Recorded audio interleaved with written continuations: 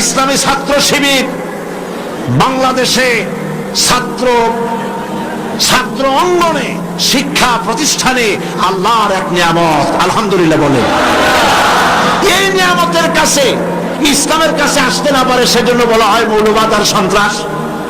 শিবিরের কাছে আসতে না পারে সেই জন্য বলা হয় এরা হাত কাটে আর রক কাটে। আমি বলি এই কথাটা হলো একটা চালাকি কথা। হাত কাটা গলা কাটা এইটা সহজ না পেটের মধ্যে ছুরি মারা বা গুলি করে মারা সহজ? কোনটা সহজ? তো হাত কাটা আর গলা কাটা গুলি বলে কেন? হাত কাটতে কাটা কত বড় মুসিবত, তাহলে 4-5 জনের ঠাইসে ধরা লাগবে। তাছাড়া কেউ কি বলবে যে আসছেন যখন আপনি হাতটা কাটিয়ে দিয়ে যান, এরকম বলবে কেউ? 4-5 জনের ঠাইসা ধরবে, মুখের মধ্যে গামছা ভরবে, তারপরে হাত কাটবে বা রক কাটবে, পায়ের রক, হাতের রক, এভাবে কাটবে। এত ঝুঁকি নিতে যাবে কেন? ছুরিটা, যে ছুরিটা দিয়ে হাতটা কাটবে ওই ছুরিটা পেটের মধ্যে মুখের মধ্যে ঢুকাই দিলেই তো সারলো। এটা বলে কেন? এই সহজ কাজটা করে না, রক কাটে গলা কাটে কেন বলে? এই কথাটা বলে প্যানিক সৃষ্টি করতে চায়। যে সমস্ত ছাত্র ছাত্রীরা দিন পেতে চায়, ইসলামে আসতে চায়, তারা যেন ইসলামী ছাত্র শিবিরের কাছে আসতে না পারে তার জন্য ষড়যন্ত্রমূলক এই বদনাম তারা দেশ শুদ্ধ জড়াইছে। কিছুই করতে পারবে না ইনশাআল্লাহ, এগুলি করে কিছু করতে পারবে না। 119 জন শিবিরের নেতা কর্মী শাহাদাতের নজরানা আল্লাহর দরবারে পেশ করেছে। আমি আপনাদেরকে বলবো, পরের মুখে ঝাল না খাইয়া নিজের একটু চেষ্টা করেন। ওরা যেখানে থাকে শিবিরের ছেলেপেলেরা, এরা মাঝে মধ্যে সভ্যেদারি করে, যাই দেখবেন ঘরের পাশে গিয়া জানলার ফাঁক দিয়ে তাকাই দেখেন ওরা কি করে। এরা মাদ্রাসায় পড়ে নাই, কলেজে বিশ্ববিদ্যালয় পড়ে, হয়তো দাড়ি টাড়িও এ পর্যন্ত অনেকে রাখতে পারে নাই, কিন্তু যাই দেখবেন বস্তা ছেঁড়া হইলেও বালাম চাউলে ভরা, উপরে রং কাঁচা থাকলেও ভিতরে পাকা আম। ভিতরে যাই দেখবেন রাতের বেলা যখন তারা সভ্যদারি করে, তাহাজ্জুদের নামাজ পড়ে, সাহাবায়ে কিরামদের জীবনী আলোচনা করে আর মুনাজাত করে, সারা রাত কিভাবে ওরা কান্দে একটু তাকায় দেখে। এই চোখের বাণী তারা আল্লাহর জন্য দেয়, দিন প্রতিষ্ঠার জন্য কাজ করে। সুতরাং এদের সাথে শত্রুতা না করে এই কাজগুলি, সন্তান যদি ভালো বানাতে চান, শিক্ষাঙ্গনে সন্ত্রাসী কারা সেদিকে তাকায় দেখেন, আর সন্ত্রাস কম করে কারা তাদেরকে দেখেন, সন্ত্রাস করে না কারা তাদেরকে দেখেন। এই জন্য সন্তান যদি ভালো বানাতে চান ছেলেদেরকে, তাহলে এই লাইনে দেন। মেয়েদেরকে যদি ভালো বানাতে চান এই পরিবেশে ছাত্রী সংস্থার সাথে দিয়ে দেন।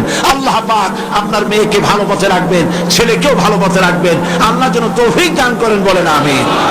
প্রিয় ভাইরা, আমি আর লম্বা করব না, যেহেতু লক্ষ লক্ষ মানুষ এসেছেন, প্রায় 3-4 কিলোমিটার জুড়ে মাহফিলে লক্ষ লক্ষ নারী পুরুষ বসে আছেন।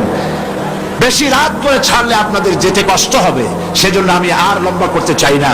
আমার শেষ কথা হচ্ছে এই যে আমরা যেন ইসলামের রাস্তায় থাকতে পারি, সেজন্য আমাদেরকে সংগঠনভুক্ত হতে হবে।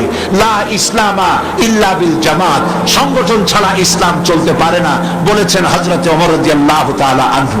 সেই জন্য একদিন তাফসীর শুনলে হবে না, 5 দিন তাফসীর শুনলে হবে না, তাফসীর পড়তে হবে।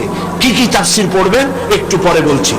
আমি সকল ভাইদেরকে অনুরোধ করব, আপনারা কোরআন শরীফ পড়ুন, হাদিস শরীফ পড়ুন। এই যে দেখেন বিশাল বই মেলা বসেছে, এই বইয়ের দোকানগুলিতে তাফসীর এসেছে। তাফসীরুল কোরআন বিশ্বজোড়া শ্রেষ্ঠ তাফসীর, আলহামদুলিল্লাহ বলেন। অনেক তাফসীর আছে, মারিফুল কোরআন, তাদাব্বুরুল কোরআন, তাফসীর আশ-শাফি, তাফসীর রুহুল মাআনি, বহুত তাফসীর আছে। যেই তাফসীরটা পড়লে পরে জীবনকে, ইসলামী আন্দোলনকে বোঝা যায়, ইসলামী আন্দোলন অনুযায়ী চলা যায়, তার নাম হলো তাফহিমুল কোরআন। নাম কি বলেন? সেই তাফহিমুল কোরআন এখানে পাওয়া যাবে। আর একজন শহীদের লেখা তাফসীর, সৈয়দ কুতুব শহীদ রাহমাতুল্লাহ আলাইহি, আল্লাহ তাকে জান্নাতুল ফেরদাউস নসিব করুন, সবাই বলেন আমিন। ফি জিলালিল কোরআন তার তাফসীরের নাম। ফি জিলালিল কোরআন বর্তমান বিশ্বের অন্যতম শ্রেষ্ঠ তাফসীর, দোকানগুলিতে পাওয়া যাবে। তাফসীর খরিদ করুন, পড়াশোনা করুন, ইসলামকে জানুন, কোরআনকে জানুন, হাদিসকে জানুন এবং দিন নিজের জীবনকে সমৃদ্ধ করুন। আমরা মুনাজাতের দিকে এগিয়ে যাচ্ছি।